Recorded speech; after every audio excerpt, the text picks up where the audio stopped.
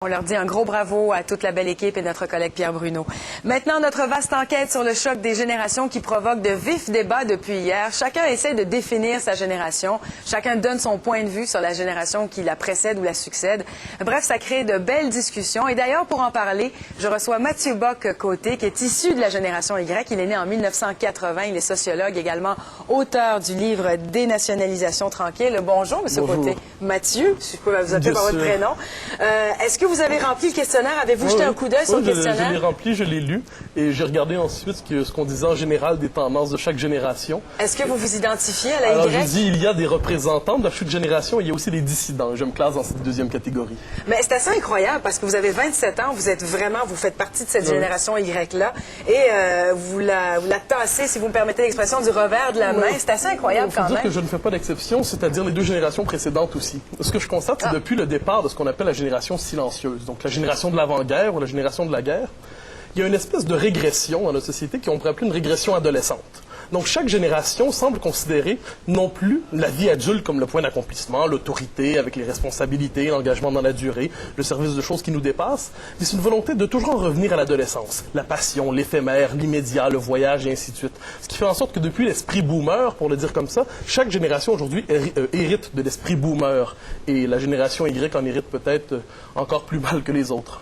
Donc, dans le fond, si je comprends bien, c'est pas juste la Y, vous remontez vraiment jusqu'au baby boomer. Pourquoi vous avez l'impression que l'héritage qu'on a des baby boomers n'est pas reluisant? Ben, ça dépend à quel niveau, mais ce qui est certain, c'est quoi la grande maxime des baby boomers? C'est, disons, l'héritage de mai 68, il est interdit d'interdire. C'est quoi cet héritage-là? C'est il faut vivre à fond. La jeunesse doit s'accomplir. C'est comme si la vie s'arrêtait à 40 ans.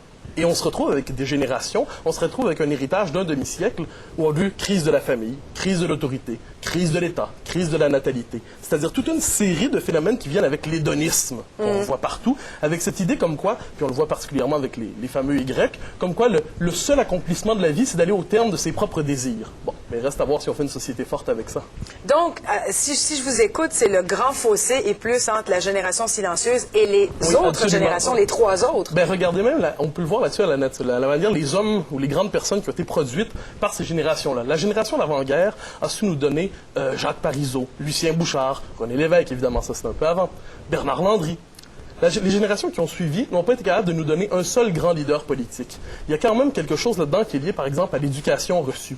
Et je crois que derrière ça, ce qu'on peut voir, c'est qu'aujourd'hui, la société ne veut plus éduquer la jeunesse, mais la société veut se faire éduquer par la jeunesse. C'est comme s'il y avait la promesse d'un monde, d'un renouveau chaque fois, mais une société qui fonctionne sur le principe de la table rase. On liquide tout, on recommence avec les instincts primaires.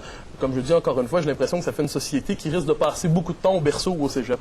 Mais là, si on parle de la génération Y, à l'intérieur de cette génération-là, j'ai comme l'impression qu'il y a un grand fossé dans la même génération. Parce que vous provenez de la Y, mais en même temps, il y en a beaucoup, là, comme vous, de la Y, qui se disent « Non, non, non, je m'identifie pas du tout à la Y ». Et d'ailleurs, juste pour vous montrer un peu, quand on dit « on s'identifie pas », je veux savoir c'est quoi. On va montrer le tableau qui nous donne un peu les caractéristiques de cette génération Y. On parle d'individualisation et valeurs axées sur le matériel, donc on l'a à l'écran. Ouverture sur le monde, génératrice d'idées, débrouillarde et critiques. Pourtant, vous dites que c'est pas tout à fait ça. Il y aurait manière de dire ça autrement, c'est-à-dire individualisation et valeurs axées sur le matériel, j'appellerais ça hédonisme. Ouverture sur le monde, j'appellerais ça quelquefois refus de son propre monde. C'est-à-dire désir d'aller toujours voir ailleurs si on y est parce qu'on ne veut pas assumer qu'on ait des responsabilités chez soi, à toujours fuir, à toujours voyager. Qu'est-ce que ça fait? Ça fait qu'on entre plus tard dans l'âge adulte, on entre plus tard dans l'âge des responsabilités, et on se désiste finalement de ce qu'est le monde adulte, c'est-à-dire le monde de l'autorité. Et le troisième point, je crois, génératrice d'idées, mais c'est pas parce que ce sont des idées que ce sont des bonnes idées. Si au 20e siècle, dans la deuxième moitié du 20e siècle, on avait écouté chaque fois la jeune génération avec ses idées, aujourd'hui, j'ai pas l'impression qu'on vivrait dans une société de liberté, de prospérité. Alors quelquefois, il faut se tourner vers la génération plus silencieuse, il faut se tourner vers la génération pour qui la tradition n'était pas nécessairement synonyme d'asphyxie et renouer peut-être avec l'autorité, avec le principe d'autorité, avec le principe d'une éducation qui ne se résume pas au culte des instincts, des désirs. Est-ce qu'il y a certaines valeurs avec lesquelles on renoue justement avec cette génération silencieuse ou non, pas du tout, on est très loin de tout ça? Je crois qu'en ce moment, on est en train de prendre le chemin pour renouer avec ça, c'est-à-dire par exemple la crise des accommodements raisonnables, par rapport à la crise de l'enseignement religieux à l'école, tout ça, qu'est-ce qu'on voit à travers ça? On sent qu'on a fait fausse route d'une certaine manière et on tâtonne encore pour être capable de comprendre la nature de cette fausse route. C'est quoi le mauvais chemin qu'on a pris, la boussole déréglée? Et je crois qu'on est en train de se rendre compte que la crise que nous vivons n'est pas très actuelle. Elle s'enracine dans quelque chose comme une espèce de dérapage historique qui aura assez duré. Donc, d'une certaine manière, je crois que on cherche à se rattraper à ces vieilles valeurs qui étaient peut-être plus sûres et plus solides qu'on ne le croyait. Reste à voir comment ça va se faire. Et reste surtout à savoir comment on va être capable de rattraper ces valeurs-là en les actualisant avec une époque qui est quand même pas celle de la génération d'avant-guerre. C'est vraiment assez intéressant, très fascinant aussi de vous entendre parce que vous avez 27 ans, vous êtes de la génération Y, c'est pas du tout le discours auquel je m'attendais. Mais en tout cas, merci beaucoup d'avoir été avec nous, d'avoir partagé tout ça avec nous. Il y a d'autres invités avec nous au cours de la journée. Restez là. On y revient dans quelques minutes avec d'autres nouvelles haïtiennes.